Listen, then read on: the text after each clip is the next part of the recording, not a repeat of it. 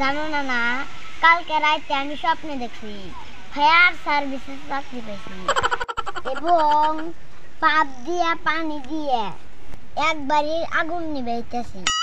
বাহ, এ তো খুব মজার খবর। তারপর কি হইলো? কি আর হবো না না, ঘুমে থেকে উঠে দি কাম শেষ। কাম শেষ মানে কি হয়েছিল রে? আর কই না না না, ঘুমে থেকে উঠে দেহি মুতে বিছনা বাসা ফালা দিছি।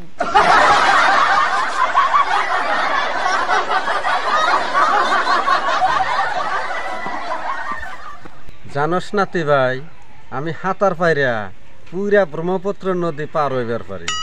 কও কি না না, আমি তো হাতার না পাইলেই পারা হারি। কিভাবে পারস?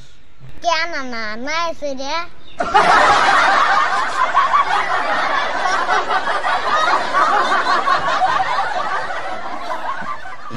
না না, আমাকে একটা চশমা কিনে দাও, আমি দূরের কিছু দেখতে পারি না। দেখছো এটা কি? ওটা তো সূর্য। আর কত দূরে দেখ পারছস?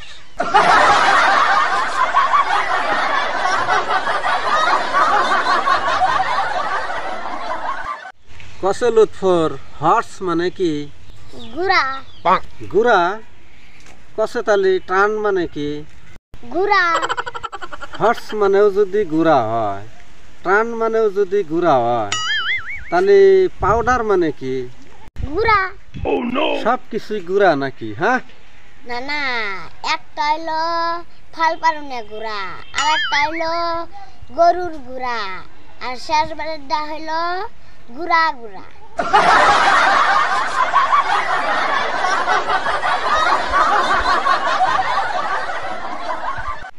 লুৎফর, দর একটা ছাতের নিচে 10 জন মানুষ খাড়া আছে, কছেন কয়জন ভিজবো? একজনও না। তুই কস কি? না না, আমি ঠিকই কইছি, তুমি তো বৃষ্টি হওয়ার কথা কও নাই।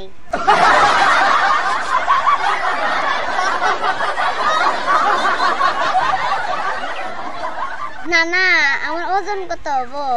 তোর ওজন আর কয় কেজি হবো? 15-20 কেজির মতো হবো। তাহলে তো মনে হয় আমার লেখাপড়া গেল। কিরে, লেখাপড়ার সাথে ওজনের কি সম্পর্ক? আমার গণিত স্যার কইছে 1 মন না হইলে লেখাপড়া হবো না।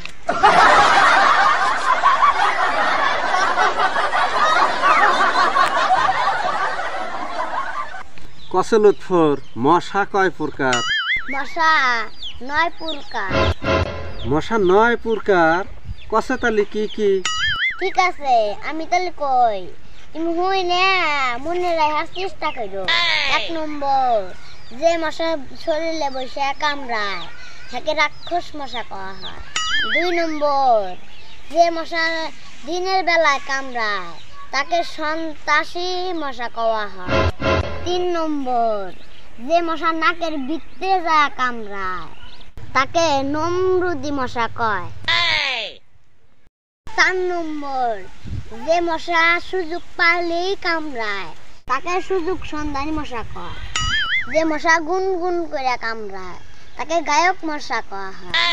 6 নম্বর, যে মশা থাপ্পড় দিলে ফাঁকি দিয়া চলে যায় তাকে গুল্লাছুট মশা কওয়া হয়।